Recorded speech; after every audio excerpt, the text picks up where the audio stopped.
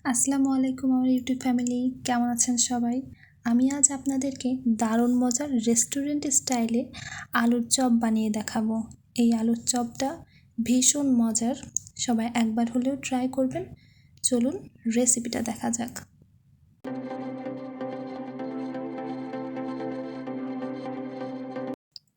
এখানে আমি একটা বোল নিয়ে নিয়েছি, এর মধ্যে 1 কাপ বেসন নিয়ে নেব।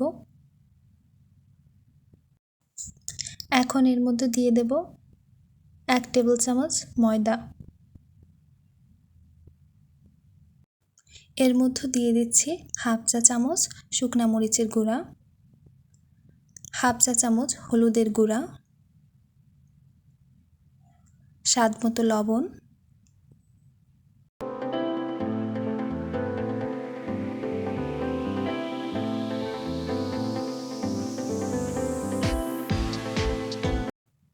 এর মধ্যে দিয়ে দেব আদা রসুন পেস্ট। এখানে 1 চা চামচ আদা রসুন পেস্ট আছে। এখন একটা উইক্স দিয়ে সব কিছু একসাথে মিশিয়ে নেব খুব ভালোভাবে। এখন অল্প অল্প করে পানি দেব।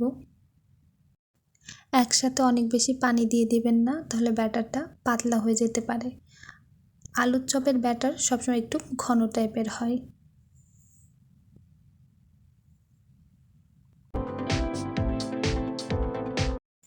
এই ব্যাটারটা যত বেশি ফ্যাটানো হবে ঠিক তত বেশি আলুর চপটা ফুলবে।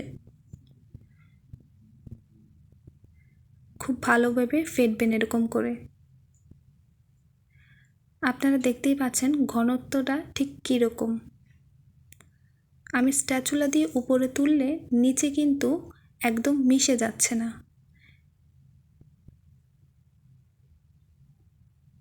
আমি আন্তরিকভাবে দুঃখিত, আমি বেকিং সোডাটা দিতে ভুলে গেছি। আমি এখানে হাফ চা চামচ বেকিং সোডা ব্যবহার করছি। আপনারা চাইলে হাফ চা চামচ বেকিং পাউডারও ইউজ করতে পারেন। আমি আবারও খুব ভালোভাবে মিশিয়ে নেব এবং ব্যাটারটা একটা সাইডে রেখে দেব। এখন 3টে আলু নিয়েছি অন্য পাত্রে। 2টা আলু একটু বড়, একটা আলু একটু ছোট। আলুগুলো এখন ম্যাশ করে নেব।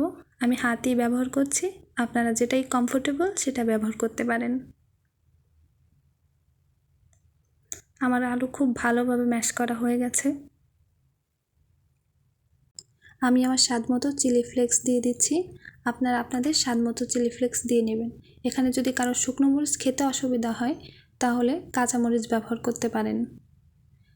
1 চা চামচ গরম মশলা গুঁড়ো, স্বাদ মতো লবণ। এখানে দিয়ে দিচ্ছি ধনিয়া পাতা। ধনিয়া পাতার কোনো পরিমাণ নেই, যার যার পছন্দ অনুযায়ী দিয়ে দেবেন। সামান্য তেল, 1 চা চামচের মতো তেল দিয়েছি। এখন খুব ভালোভাবে মিশিয়ে নেব। আমি বারবারই বলছি আমি কিন্তু হাত ব্যবহার করছি, আপনারা যেটাই কমফোর্টেবল সেটা ব্যবহার করতে পারেন।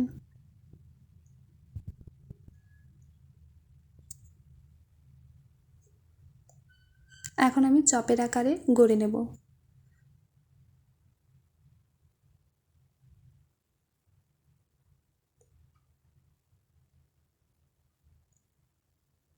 আমি মিডিয়াম সাইজের চপ গড়ে নিচ্ছি, আপনারা আপনাদের পছন্দ মতো করবেন।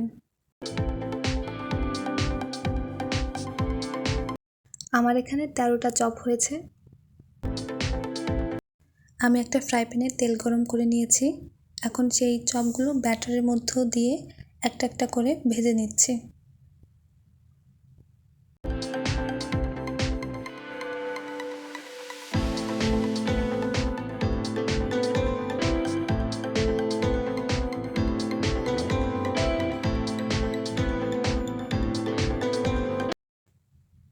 আমার প্রায় চপগুলো ভাজা হয়ে গেছে।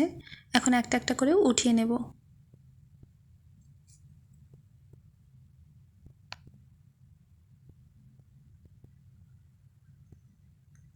চপগুলো উঠিয়ে নিয়েছি, দেখতেই পাচ্ছেন কি সুন্দর কালার এসেছে। আপনারা দেখতেই পেলেন কত সহজে রেস্টুরেন্ট স্টাইলে ঘরেই আলুর চপ বানানো যায়। আমি ভেঙে দেখিয়ে দিচ্ছি, কতটা পারফেক্ট হয়েছে বুঝতেই পারছেন। আজকের মতো এখানেই বিদায় নিচ্ছি। প্লিজ আমাদের চ্যানেলটিকে সাবস্ক্রাইব করবেন, সবাই সবার জন্য দোয়া করবেন। আল্লাহ হাফেজ।